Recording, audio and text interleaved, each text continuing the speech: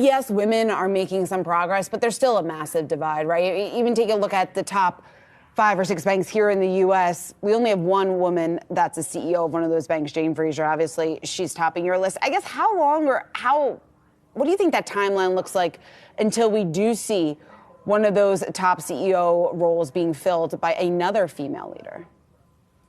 Well, I'm hopeful, but, I have to look back. I'm obviously more senior in my career. And when I was younger, I thought this would not even be a conversation still. So on that level, I'm still disappointed that women have not made that kind of effort. But I think that there's more awareness of what not just banking and finance, but other industries need to do to keep women in the room and to keep them rising to the C-suite.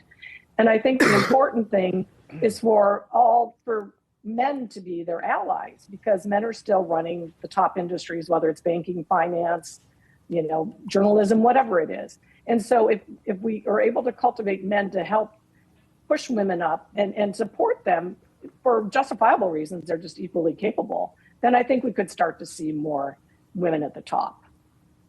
When you start to talk about that as well and what men can do here, one of those areas as well, when we look at the gender pay gap and how that can continue to be narrowed, and in your notes you actually point out full-time working women having a median weekly earnings of $1,001 last quarter, about 84% of the weekly $1,185 male median here.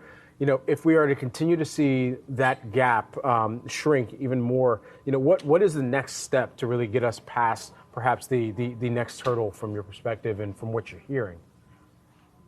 I think, I think we go back to comprehensive maternity leave, where that a woman leaves, particularly if a woman is running a line of business, which, so that those are really important jobs in banking and finance. And so that if they take the time off, which they are obviously should to take care of their newborn and their family, then when they come back, their bank of business should not have been spread around to other people. I think that's what we're seeing a problem at some point on certain levels.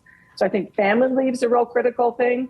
We know that now we're in a different era where that a woman might not just have young children, she might also be caring for elderly parents, which puts another stress on, being in the workplace and having a demanding job. So I think if we look at more humane policies from a lot of perspectives, whether it's trying to keep her business intact while she goes to take care of her family, or to just be able to, make sure that their support is there and that she has a network that can support her, male and females, I think that might help with some of these disparities.